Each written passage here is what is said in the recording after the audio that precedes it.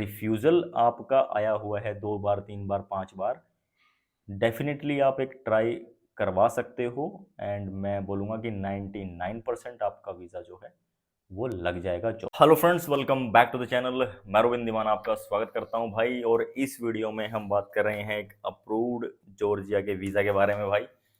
तो इसके बारे में हम इस वीडियो में बात करेंगे। जॉर्जिया का वीज़ा, अगर आपके पास कोई ट्रैवल हिस्ट्री नहीं है, ठीक है, कोई आपका बिजनेस प्रूफ नहीं है, या कोई भी डॉक्यूमेंट आपके पास नहीं, ना आपके अकाउंट में बैंक बैलेंस है, ना आपकी आईटीआर है, ना आपका कोई बिजनेस प्रूफ है, कोई ट्रैवल हिस्ट्री नहीं है, बिल्कुल फ्रेश पासपोर्ट है, कोई ट्रैवल एक्सपीरियंस भी नहीं है, बट आप एक ऐसी कंट्री का वीज़ा अप्लाई करना चाहते हो जो कि थोड़ा यूरोप का फील दे आपको। मैं आपको यहाँ पे क्लियर कर देता हूँ कि जॉर्जिया जो कंट्री है वो भाई एक पार्ट ऑफ यूरोपियन यूनियन है। ना इसका कोई बॉर्डर यूरोप से शेयर करता है, ना ये एक यूरोपियन कंट्री है प्रॉपर। यूरोपियन यूनियन का सिर्फ पार्ट है, ये बात आप लोग समझो। सेकंड चीज, कुछ ऐसी मिसकंसेप्शन भी हैं, कुछ लोगों के थोड़े से डाउट भी हैं, लोग पूछते भी हैं, तो वो भी मैं आपको इस वीडियो में क्लियर कर दूंगा। बहुत सारे बंदे या फिर एजेंट आपको ये बोल के ये वीज़ा शेयर करते हैं कि भाई ये एक यूरोपियन कंट्री है और इसके बाद आप यूरोप में चले जाना, ये वो एक अलग डिफरेंट मैटर है, और ऐसा कुछ नहीं है भाई। ये चीज़ भी आप ध्यान रखो, ऐसा कुछ भी नहीं है। ये सिर्फ और सिर्फ एक टूरिस्ट वीज़ा होता है, C1 कैटेगरी का जो होता है ये टूरिस्ट वीज़ा। और मोस्टली ये एक, इस पर आप सिर्फ ट्रैवल कर सकते हो। 30 डेज का मल्टीपल एंट्री ये वीज़ा होता है। कोई वर्क इस पे अलाउड नहीं होता, कुछ भी इस पे ऐसा अलाउड नहीं होता कि आप वहाँ पे जाके काम करो। ये एक, बहुत सारे लोग ये बात पूछते, तो मैंने यहाँ पे क्लियर कर दिया। कुछ भी नहीं कर सकते आप लीगली, कोई एक्टिविटी, वर्क की एक्टिविटीज़ पे नहीं कर सकते, वो इलीगल है, उसके लिए आपको भुगतना पड़ सकता है। तो ऐसा किसी भी पर्पज़ के लिए आप इस वीज़ा को यूज़ ना करें भाई। सेकेंड चीज़, अब आपके पास डॉक्यूमेंट नहीं है बट आपको ट्रैवल हिस्ट्री बनानी है, बट आपको एक ऐसी कंट्री भी अच्छी सी ट्रैवल करनी है जहाँ पे आपको यूरोप की फील आए, तो वो कंट्री है भाई जॉर्जिया। जॉर्जिया इकलौती एक ऐसी कंट्री है जो पार्ट ऑफ यूरोपियन यूनियन है, और जहाँ पे आपको शेनिगन के फ्लैग्स बहुत सारे पूरी सिटी में दिख जाएंगे। कंप्लीटली यूरोप की फील आएगी आपको। तो अगर इस कंट्री में आप ट्रैवल करना चाहते हो लेकिन आपका फ्रेश पासपोर्ट है, आपके कई सारे रिफ्यूज़ल भी आ चुके हैं, आपने इधर उधर से वीज़ा अप्लाई कराया, रिफ्यूज़ल आ गए, एजेंट से भी करा लिया, खुद भी कर लिया, तो ये वीडियो आप ही के लिए है भाई। अगर आप ट्राई कर चुके हो, अब रिस्क नहीं लेना चाहते, बहुत सारे बंदे तो ऐसे भी मैंने देखे हैं, उनकी फ़्लाइटें बुक हैं। फ़्लाइट पता नहीं क्यों बुक कर लेते हैं लोग, वीज़ा उनके पास है नहीं, उनको लगता है कि ये तो मैजिक ट्रिक है, डालेंगे वीज़ा आ जाएगा 2 दिन के अंदर and then we will fly. ऐसा कुछ नहीं है भाई, ये आप लोगों की बहुत बड़ी गलती है। मैं हर एक बंदे को बोलता हूँ कि कभी भी, सिर्फ जॉर्जिया की नहीं, किसी भी कंट्री की आप टिकटें या फ़्लाइट बुक मत करो, क्योंकि वीज़ा किसी भी टाइम कैंसिल हो सकता है और आपके टिकट के जो पैसे हैं वो वेस्ट हो सकते हैं। तो इस चीज़ से तो आप लोग थोड़ा सा बचो, इस चीज़ को अवॉइड भी करो, क्योंकि भाई जब तक आपको वीज़ा ना मिले आप फ़्लाइटें बिल्कुल भी बुक मत करो। सेकंड चीज़, अब आपके रिफ्यूज़ल आ चुके हैं और ये जो कि मैंने बताया था स्टार्टिंग में कि भाई डॉक्यूमेंट्स आपके पास कुछ नहीं है, तो मैं बता देता हूँ। मान लेते हैं कि भाई आपके पास कोई बैंक स्टेटमेंट नहीं है, जो कि इसमें सबसे इम्पोर्टेंट रोल प्ले करती है, मेन डॉक्यूमेंट है। स्टेटमेंट नहीं है तो आप फ्रेश बैलेंस आप डाल सकते हो, ठीक है। मिनिमम बैलेंस जो है वो जो नॉर्मल होता ही है, तो 3 के आसपास रहता है, तो मिनिमम बैलेंस आप उसमें डालो, बैलेंस को अपडेट करो, और वो बैलेंस एक्सेप्टेबल हो जाता है। जॉर्जिया में इसकी कोई प्रॉब्लम नहीं होती, but the moment we apply, balance उसके अंदर होना चाहिए। सेकेंड चीज़, अब आपके पास आईटीआर भी नहीं है, आईटीआर नहीं है कोई प्रॉब्लम नहीं है, फ्रेश आईटीआर आप डाल सकते हो, कोई भी किसी भी तरीके की प्रॉब्लम नहीं है उसमें। बिना किसी प्रॉब्लम के आप वो आई उसमें आप डालो, एंड आईटीआर, क्योंकि वो ऑनलाइन वेरीफाई करता है, क्योंकि जॉर्जिया इकलौती ऐसी कंट्री है जो ऑनलाइन आपके डॉक्यूमेंट्स वेरीफाई करती है। आपका आधार कार्ड हो गया, आपका पैन कार्ड हो गया, आपकी आईटीआर हो गया, आपकी बैंक स्टेटमेंट हो गई, कोई फेक स्टेटमेंट नहीं चलेगी, कोई एडिटेड स्टेटमेंट नहीं चलेगी, कोई भी फेक डॉक्यूमेंट या फिर फेक चीज़ इसमें नहीं लगती भाई। ये चीज़ आप ध्यान रखना, क्योंकि जॉर्जिया सारी चीज़ें आपकी ई वेरीफाई करता है। दूसरी चीज़, आईटीआर आपकी हो गई। बिजनेस प्रूफ भी नहीं है तो फ्रेश भी आप बनवा सकते हो, कोई प्रॉब्लम नहीं है। इसके अलावा ये तो 3 मेन डॉक्यूमेंट हो ही गए, उसके अलावा भी काफ़ी सारे डॉक्यूमेंट्स इसमें लगते हैं, जो हम फाइल प्रोसेस के दौरान आपको बता भी देते हैं कि ये डॉक्यूमेंट इसमें लगेंगे। वो आपके पर्सनल प्रोफाइल के ऊपर अभी जो भी आपके पास अवेलेबल रहता है। तो ये हो गए 3 मेन डॉक्यूमेंट, यही 3 मेन डॉक्यूमेंट हैं। इसके बाद जो डॉक्यूमेंट है वो सारे एडिशनल डॉक्यूमेंट हैं। तो ये तीनों रेडी कर सकते हो, अगर नहीं है तो रेडी कर सकते हो। लेकिन फिर भी जो सबसे मेन है वो आपका बैंक बैलेंस। पुराने टाइम में आपका बैलेंस नहीं है, कोई भी इशू नहीं है, आपने फ्रेश बैलेंस डाल दिया, डेफिनेटली आपका वीज़ा 99% आ जाएगा, जो कि हम नॉर्मली करवा भी रहे हैं।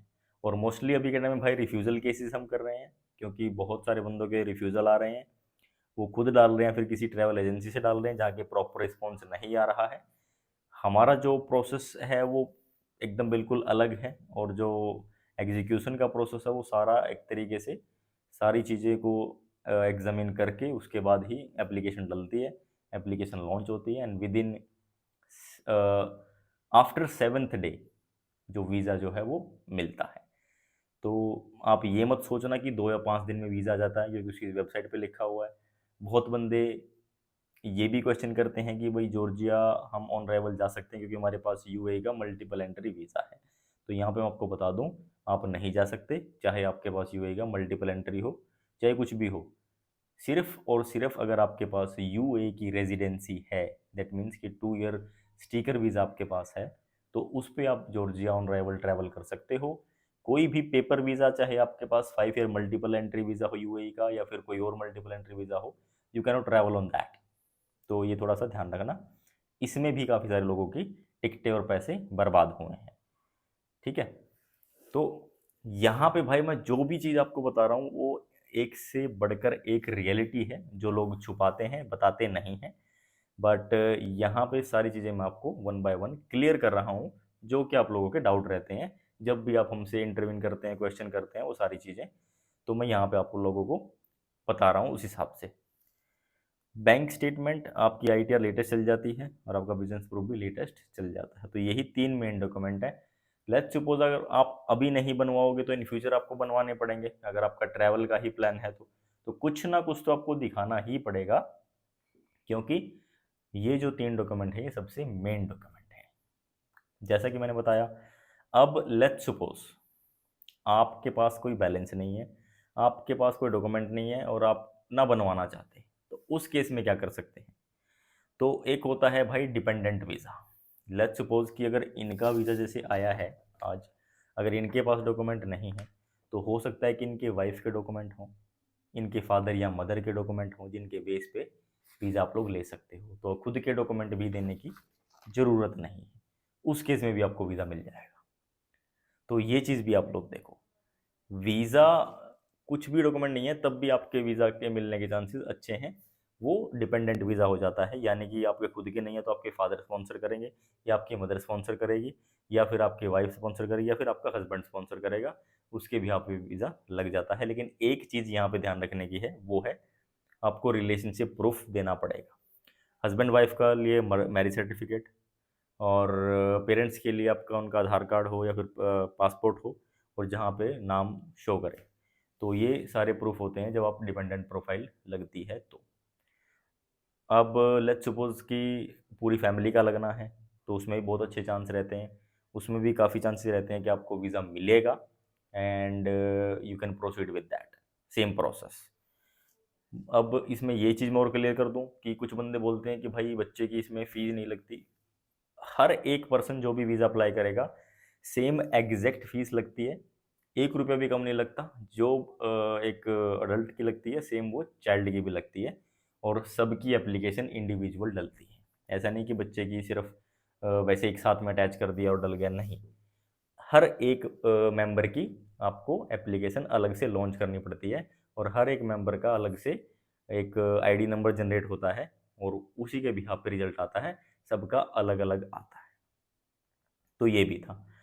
अब आपके पास रिफ्यूज़ल है, ठीक है, 2 बार, 3 बार, 4 बार, 5 बार, कितने भी बार आपका रिफ्यूज़ल आ चुका हो, आप डेफ़िनेटली हमसे कॉन्टैक्ट कर सकते हो। हमसे आप इस कंट्री की वीज़ा की सर्विस ले सकते हो, सिर्फ़ और सिर्फ़ टूरिस्ट वीज़ा। नो वर्क, कुछ भी वर्क इस पे अलाउड नहीं होता भाई, मैं पहले ही बोल रहा हूँ। और ना हम इस चीज़ को सपोर्ट करते हैं, सिर्फ और सिर्फ टूरिस्ट वीज़ा। इसके लिए आपको डॉक्यूमेंट मैंने बता दिए, 6 मंथ की आपकी बैंक स्टेटमेंट होनी चाहिए, वो कि ऑनलाइन ना कि ऑफलाइन, कोई स्टैम्प और साइन नहीं चाहिए। जैसा बैंक आपको प्रोवाइड करता है statement, as it is statement आपको देनी होती है, और उसी स्टेटमेंट पे आपका ये वीज़ा प्रोसेस जो है वो होता है। इसके अलावा आपका पासपोर्ट, आपका फ़ोटो होता है वाइट बैकग्राउंड, आपका email ID, phone number, PAN card, Aadhaar card, और भी सारे कई सारे डॉक्यूमेंट होते हैं जो हम भी प्रोवाइड करते हैं, cover letter, itinerary, hotel bookings, flight, travel insurance, okay, और भी कई सारे जो डॉक्यूमेंट्स होते हैं वो रेडी किए जाते हैं अकॉर्डिंग टू द प्रोफाइल।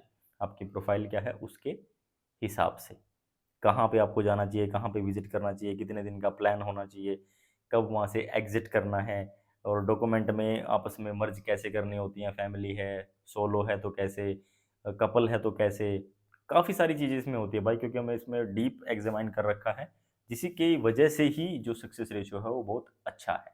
तो अगर रिफ्यूज़ल आपका आया हुआ है 2 बार, 3 बार, 5 बार, डेफिनेटली आप एक ट्राई करवा सकते हो, एंड मैं बोलूँगा कि 99% आपका वीज़ा जो है वो लग जाएगा जॉर्जिया का। इसके अलावा भाई मेरे हिसाब से तो मैंने सारी चीज़ें क्लियर कर ही दी हैं वीडियो में। और जैसे अभी बाजवा साहब का वीज़ा आया है, मल्टीपल, आप एक बार आप देखो, मल्टीपल एंट्री ये वीज़ा है, ये आप देख सकते हो। तो मल्टीपल एंट्री वीज़ा इनको मिला है भाई, और 4 महीने की इसकी वैलिडिटी रहती है, और ये वीज़ा वैलिड है टिल 13 अगस्त 2025। तो बड़े मज़े से भाई ये 1 बार, 2 बार, 3 बार, 5 बार जब इनका मन करे ट्रैवल कर सकते हैं। आप लोगों को भी सर्विस चाहिए, आप मुझसे कांटेक्ट कर सकते हो। मेरा किसी भी बंदे के साथ कोई लिंकअप नहीं है।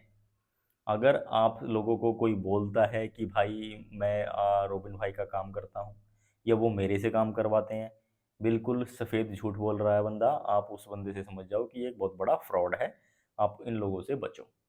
ठीक है, डायरेक्टली आप हमसे कांटेक्ट कर सकते हो, कैसे? इंस्टाग्राम के थ्रू, स्क्रीन पे भी आ रहा है, स्टार्टिंग से ही चल रहा है, डिस्क्रिप्शन के अंदर भी लिंक है, वहाँ पे जाके हमको फॉलो करके मैसेज करना, ताकि जल्दी आपको रिप्लाई मिले, और आपकी जो क्वेरी है, कोई डाउट हो, आपका जल्दी रिजॉल्व हो जाए। मिलेंगे आपसे नेक्स्ट वीडियो में। Till then take care, bye bye, thank you so much.